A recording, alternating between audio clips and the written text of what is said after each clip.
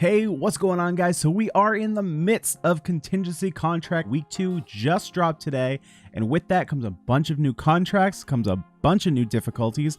And look, this might be the time that you're looking to spend your rewards. Some of you may be spending them as you go. Others of you may be saving your rewards, so that way you can see at the end how much you have, and then you can determine what to spend it on. So in this video, what we're going to be doing, we're going to be going over how you should be spending those rewards. If you have already saved them up, if you've already spent some of them, you may still be able to pull some information out of this video. But for those of you guys who are saving all your rewards until the very end to see what you can afford, this is the video for you. Some of this might be pretty self-explanatory, but there are a couple little tidbits in here that I think are very important to know if you're trying to get the most value out of your rewards. So without further ado, let's hop right in. And the first thing that I want to talk about is the new operator, Bibik. Now, I think most people are going to rush out and get Bibik because, you know, she is limited to the Contingency Contract store. But here's the deal. She's not coming around just this one time. So this is actually a new thing that they're implementing with this Contingency Contract. They didn't implement this last time. There is a new permanent store. So everything you see here is actually a part of what they're calling the Secret Sanctuary. So this is a cross-season shop. Everything in this shop will get transferred over to the next Contingency Contract. So if you don't get Bibik this time around, she will be available next time. You'll still have to spend those bounty points, but it's not the last time that you can ever get her. So take that into consideration when buying her. I know that I already went and got her fully potentialed out because I'm a collector. I need to get all the operators possible. But if you'd rather get materials, don't worry, you can get Bibik later. As far as the skin, I mean, you can get it. It's not my favorite skin. If you've seen my skin tier list, which I'll link up there, it's not my favorite. I did get it, of course, because again, I am a collector. I have to have them all. But for 300 bounty points, there are better ways to spend it. So all that being said, if you really want Bibik, I would say go for her first. I think that everything else, all the materials, you can get through time. Bibik is the only one that you're going to be able to get through Contingency Contract. So if you do want her, this is the time to get her. But again, you will have another chance later. So next up, we have all the materials. Now, this list I did get from GamePress GG's website. It is from someone named Mo. It's the Mo's farming spreadsheet. So basically how these numbers were all figured out, if you don't already know, there is a spreadsheet already out there that a lot of players use that have determined what the item sanity value is per map. So basically out of how many runs, how many of the material you get, and then you do a little bit of math, and then you figure out which maps are the most effective and how much sanity will you have to spend in order to get those materials.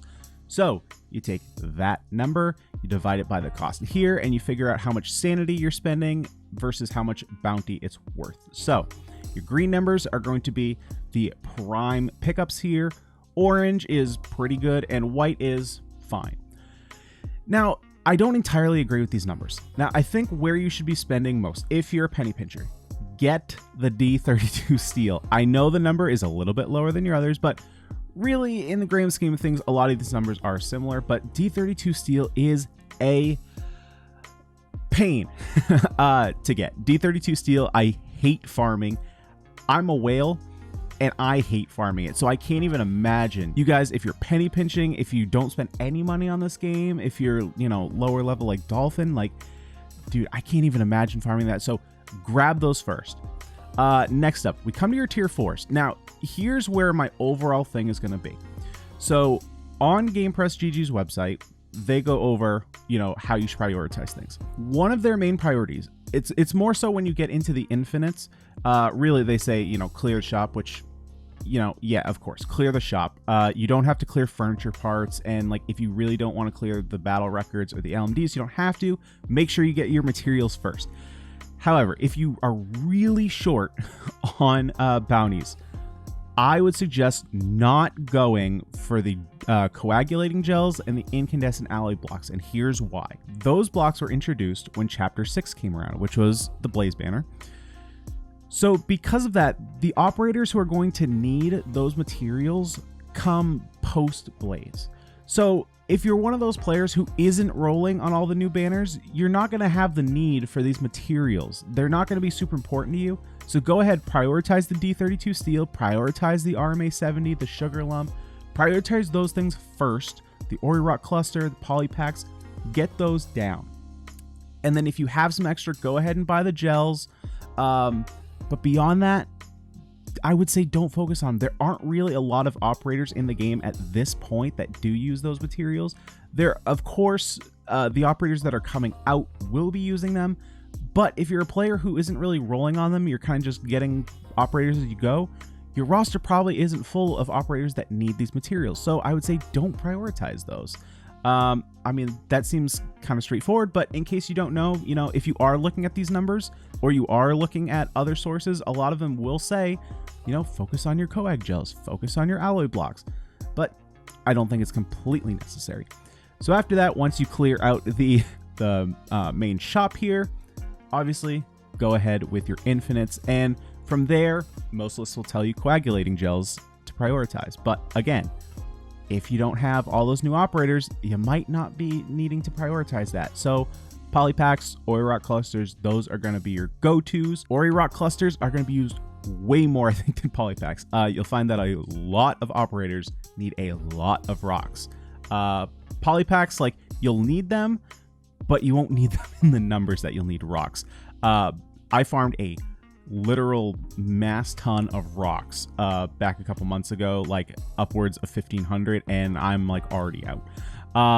So a lot of operators need rocks. But other than that, really just go for what you need. If you have an operator that you want to level up, that you want to promote, go ahead. This is a great time to go ahead and get those materials, beef up your account. Like, you don't have to follow these guys. These are just, you know, my opinions on how you should be prioritizing, especially if you can get all the rewards possible, if you can get all those bounty points.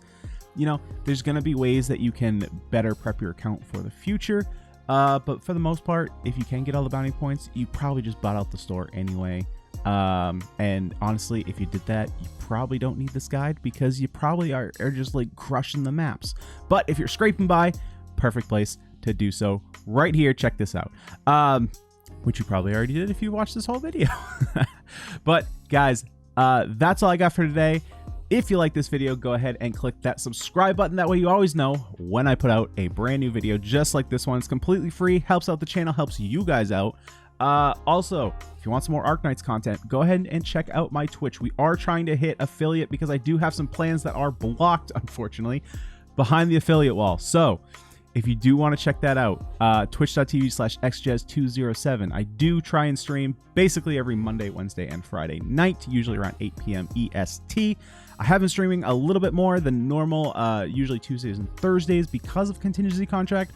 We'll see if I keep that up after Contingency Contract. I have really liked hanging out with you guys in the chat, so we are going to try and keep that going. Maybe play some other games here and there. I do think we're going to be doing some extended streams once Genshin Impact comes out, which is the 28th of September.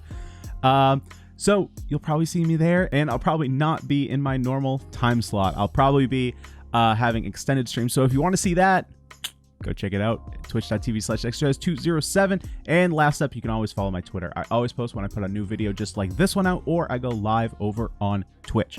But guys, that's all the plugs that I have for today. Thank you so much for watching. I will see you guys in the next video. Peace.